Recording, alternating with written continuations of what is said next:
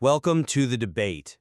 Usually when we think about the artifacts of a historical battlefield, we expect to see the tools of, well, ultimate unrestrained violence. Right. We picture blood-stained bayonets, shattered artillery shells, basically the absolute height of human lethality. Exactly.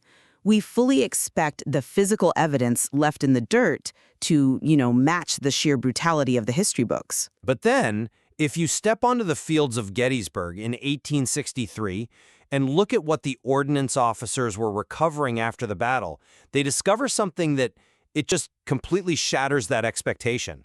Yeah, it really does. Out of roughly 27,000 muskets recovered from the dead and wounded, about 18,000 of them were loaded multiple times without ever being fired. It's just wild. It really is the ultimate ghostly monument to human hesitation. I mean, some of those muskets had as many as 20 rounds rammed down a single barrel. 20 rounds? Yeah. A soldier would go through the entire highly complex motion of loading and then just stop. And those muskets tell a story that flies in the face of everything we think we know about human nature. And that paradox is the exact focal point of our debate today, drawing from the deeply provocative theories in the source material, The Enemy of My Enemy. It's a fascinating text. It is. So the central question before us is this. Is human violence primarily a product of a deliberately engineered machinery of malice that hijacks our innate biological drive for peace? Or does the fact that human intelligence continuously invents these sophisticated systems prove that our capacity for malice is just as foundational to our nature as our empathy? biological and evolutionary baseline is profoundly peaceful, and mass violence only occurs when an unnatural, manufactured machine overrides our innate empathy. And I represent the position that because humans actively design, fund, and maintain these sophisticated structures to bypass our own conscience, what we are inherently complicit co-authors of our own destruction, not just passive victims of a machine. So to understand the baseline of human nature, we really have to look at the biological hardware we all inherit. According to the source material, the human animal possesses a massive, built-in biological circuit breaker designed specifically to prevent intraspecies slaughter. Mm-hmm. And I want to be clear about how this works, because this isn't some learned morality or philosophical stance. It is a primal, precognitive reaction driven by mirror neurons and the limbic system. The mirror neurons being the same mechanism that makes you physically wince when you see someone else stub their toe, right? Precisely. Your brain actually fires as if you are experiencing the pain yourself. So when a soldier looks at the face of another human being, their biology actively revolts against the command to destroy them. We see this explicitly in S.L.A. Marshall's findings from World War II. Right, the firing rates. Yeah. When he interviewed combat infantrymen immediately after firefights, he discovered that only 15% to 20% of highly trained soldiers actually fired their weapons at the enemy. The other 80% to 85% weren't cowards. They were dragging comrades to safety. They were running supplies. But when it came to pulling the trigger at another person, they experienced a profound, involuntary somatic freeze response. The body essentially just locks the person out of the decision. Right. And going back to our opening, that's exactly what the Gettysburg muskets represent. Those young men were performing a subconscious ritual of survival. You don't accidentally ram a heavy iron ball down a metal tube 20 times. No, definitely not. They deliberately chose to render their weapons useless. They were occupying their bodies with the heavy, frantic labor of looking like soldiers rather than actually shooting another human face to face. Our baseline hardware defaults to peace and harmless posturing, much like, wolves or stags in the wild who bare their teeth but ultimately submit to end a conflict without killing. Look, I hear what you're saying about the freeze response, and the data from Marshall and the Gettysburg muskets is undeniable. I see why you think that, but let me give you a different perspective. Doesn't that brilliant, empathetic hardware make human nature even more uniquely dangerous? How so? I mean, we are the only species on Earth smart enough to recognize our own biological, ethical boundaries and then intentionally build factories to tear them down. But if the hardware stops us, the hardware stops us. Because we didn't stop. The military didn't just look at that 15% firing rate in World War II and accept it as a biological limit. They viewed our humanity as a design flaw. So they asked, how do we rewire the brain to bypass the mirror neurons entirely? And the answer was operant conditioning. Walk me through the mechanics of that, because it sounds almost like sci-fi, but this is actual military doctrine. It is, it really is. They completely threw out the abstract circular bullseye targets on the firing ranges. They introduced human-shaped pop-up silhouettes that would suddenly appear in the soldier's line of sight. They created an immediate stimulus and response loop. Ah, right. See silhouette, pull trigger. See silhouette, pull trigger. They drilled it so relentlessly that it bypassed the prefrontal cortex, which is the logic and morality center of the brain, entirely. By the time the Vietnam War rolled around, that firing rate had skyrocketed from 15% to between 90% and 95%. Which is a terrifying jump, honestly. It is. But the key point is that we aren't just passive victims of this operant conditioning. We used our unique cognitive power to write the behavioral psychology textbooks, design the training courses, and rewire the subconscious of our own youth. We identified our own biological safety switch and built a psychological bypass. That proves we are our own worst enemy. I disagree. Because the very fact that we have to meticulously re-engineer the brain just to get it to kill actually proves my point. The brain doesn't want to do it. But let's look at how that engineering actually operates outside of basic training. The source material emphasizes that violence requires physical distance to bypass those mirror neurons we were just talking about.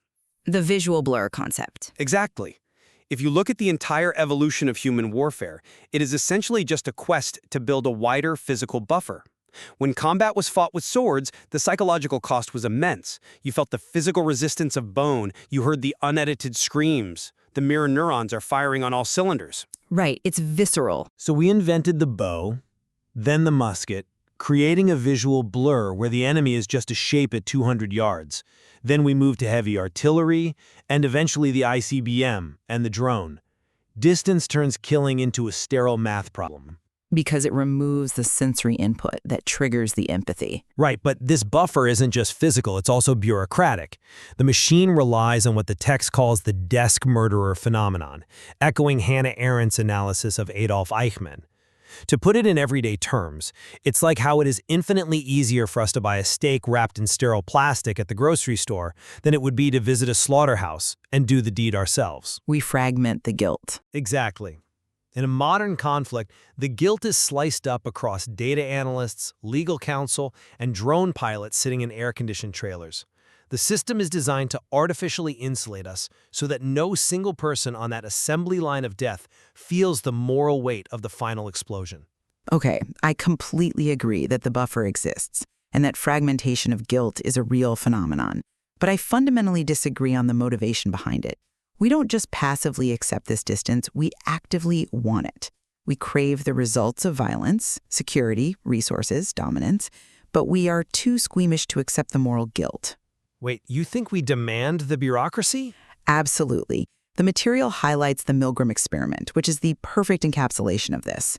Most people know the basics, right? A guy in a lab coat tells a participant to deliver electrical shocks to another person in a separate room. Right, the authority compliance test. Yeah. And when the teacher was physically separated from the victim, 65% of ordinary people delivered what they thought was a lethal 450-volt shock, simply because the scientist told them to. But here is the critical part that explains the how. When Milgram changed the parameters and forced the participant to physically touch the victim, to literally press their hands onto a shock plate, compliance plummeted to 30%. Because the physical proximity reactivated the biological circuit breaker. Yes. And because we know that proximity stops us, we intentionally build the distance. We engineer the iron triangle, the alliance between defense contractors, the military bureaucracy, and lawmakers to make war a background process. We embed defense manufacturing jobs in local congressional districts to ensure our economic stability is tied to perpetual conflict, while completely outsourcing the horror so we don't have to look at it. But wait, let's pause on that iron triangle argument. I'm not convinced by that line of reasoning. Think of it like a parasite that eventually alters the behavior of the host. If a system systematically links defense contracts to local jobs to force politicians' hands, aren't the citizens just being manipulated by an economic hostage situation? If a missile factory closing means a town starves, the citizens are just trying to survive the economic ecosystem the machine built. That doesn't demonstrate a true desire for violence. That assumes the host is completely naive to the parasite, though. But the host votes for the lawmaker who brings home the defense contract. The host consciously invests their pension funds in defense stocks. We cut ribbons and celebrate the opening of a drone component factory in our hometown because it brings good-paying jobs. And we deliberately choose to ignore where those drones will land. But we willingly manufacture the blind spot. We aren't hostages to the machine. We are business partners in the assembly line of death. But how do we manufacture that blind spot? We don't just wake up and decide to casually ignore violence. We are manipulated into it. And the way the machine maintains that blind spot goes far beyond physical distance or economics. It requires the cultural blueprint of dehumanization. The machine manipulates our old, limbic brain through a very specific linguistic arsenal. Ah, the rewriting of reality through language. Exactly. The text details 3 distinct phases of this linguistic manipulation. First is animalization, dragging the target down the evolutionary ladder to trigger primal disgust. Right. Like the Rwandan radio station RTLM casually calling people cockroaches on the airwaves. Yes, day after day. Second is abstraction, stripping individuality away to create faceless nouns like the menace or the swarm.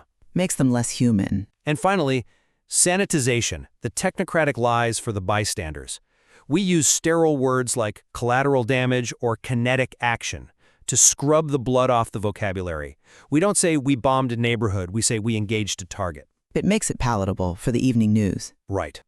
And my point is that this is a top-down manipulation. The hatred has to be strictly enforced from the top because it doesn't naturally exist at the bottom.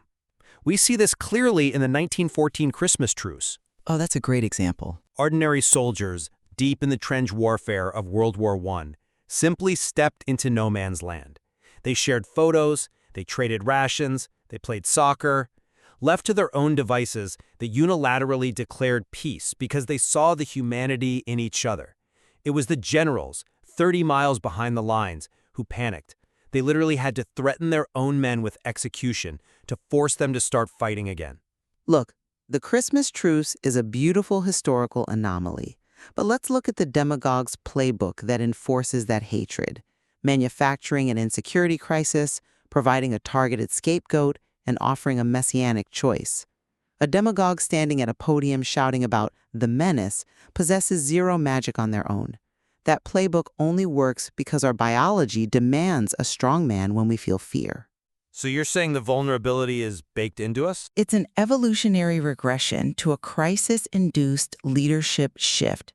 When we feel threatened, we want someone to give us a simple answer and a scapegoat.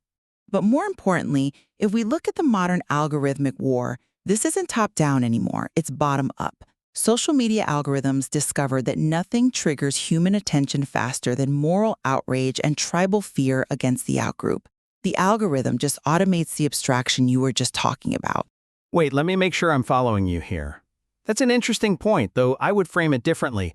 Are you saying that the social media algorithms are essentially administering the exact same operant conditioning on civilians that the military did with the pop-up silhouette targets? Yes, precisely. It's a stimulus-response loop for outrage. But my point is, what do we do when presented with it? We willingly click the outrage bait, we build our own custom-tailored echo chambers, we monetize our own moral injury for advertising pennies. We are funding and feeding the very machine that is tearing us apart. But you're blaming the user, and the user is trapped in a multi-billion-dollar psychological laboratory.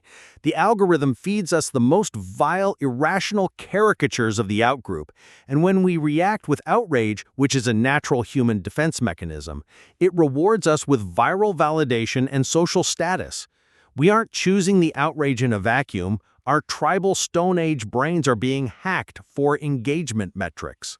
I come at it from a different way. It's a calculated feature of the platform that creates what the book calls asymmetric empathy. It keeps us distracted with horizontal turf wars against each other, so we never look vertically at the elites running the system. Okay, but we're not strapped to our chairs with our eyes taped open like some dystopian movie. Let me explain why I don't buy the trapped user excuse. The immediate emotional reward of giving in to the machine's language, the pure satisfaction of righteous anger, the comfort of belonging to a cohesive in-group is something we actively seek out. You think we want to be outraged? We enjoy the feeling of moral superiority when we judge the outgroup. The machine profits off it, sure, but it only profits because we gladly supply the raw emotional fuel.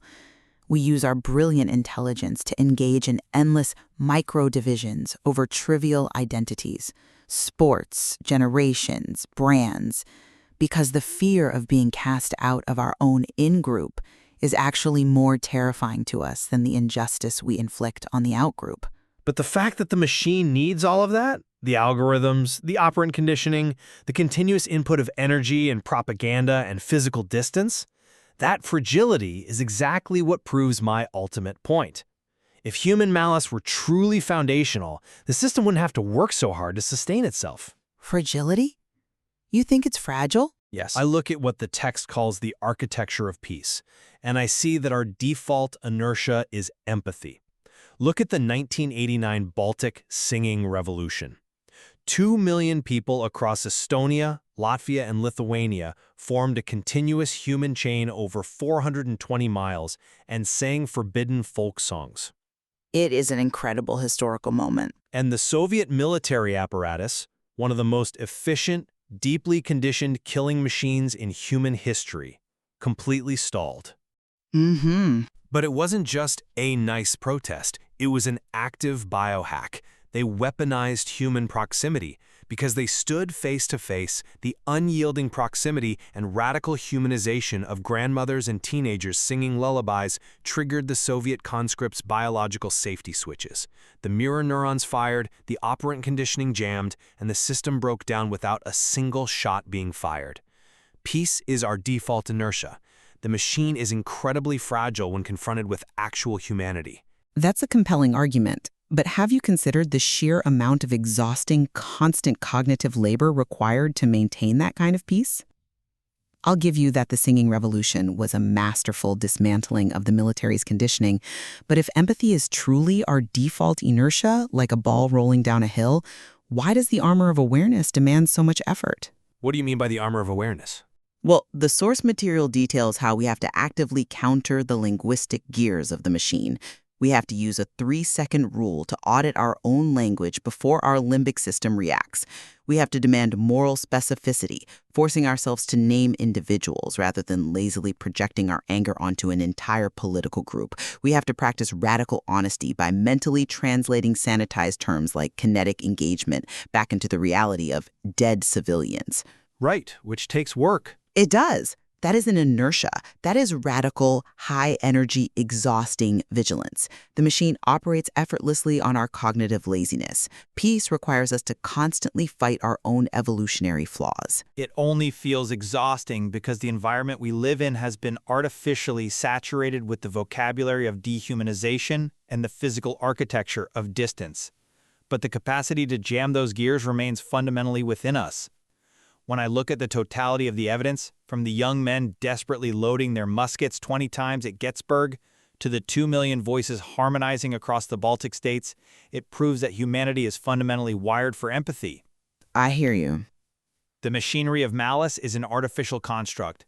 We have the power to dismantle it through radical proximity, through hijacking the digital bridge to connect face-to-face with the outgroup, and by enforcing moral accountability at every level of our bureaucracies. The fact that we must be meticulously broken to become monsters is, to me, the greatest testament to our inherent humanity. And yet we are the ones who draw the blueprints for that breakage. From the bureaucratic silos that fragment our guilt into 1,000 clean spreadsheets to the algorithmic echo chambers we log into every single morning, the machine is a reflection of our own dark evolutionary desires for safety and tribal dominance at the expense of everyone else. The tyrant at the podium only has power because we offer him our conscience in exchange for the illusion of security. We possess the brilliant intelligence to build the factory that turns us into monsters, which means the malice isn't some alien invasion, it is a permanent resident in our psychological architecture. Well, we may never agree on whether the machine is an unnatural parasite or a mirror reflecting our own darkest evolutionary traits, but I think the text forces us both to arrive at a profound point of convergence, which is, the machine itself is the true enemy, not the people across the divide. That is absolutely true. Whether we purposefully built a machine out of our own fear, or whether it's a rogue system that hijacked our biology, it is the system of division itself that we must target. Every individual holds the power to either feed that system with their fear, their clicks, and their moral laziness, or to starve it through conscious humanization. Exactly. The collapse of this machinery of malice won't happen strictly on a battlefield. It happens in the individual human heart when we refuse to supply it with energy. And if you're listening to this, you might be thinking, I'm not part of a military machine. But think about the algorithm that served you your news this morning. Right. Think about the language you use when discussing people you disagree with. It challenges all of us to examine our own media hygiene and our daily vocabulary. Will you choose to be an active T-cell in society's immune system, practicing the exhausting but necessary labor of empathy? Or will you remain a passive cog in the machinery, comfortably insulated by the distance we've built? The system relies on our participation. The choice of whether to give it to them is entirely up to the individual. Entire system, your commanders, your training, your fear, is screaming at you to pull the trigger. The choice to load it again, to choose the absurd, impossible labor of peace over the effortless execution of violence, is a choice that belongs to you alone. Thanks for joining us. Until next time.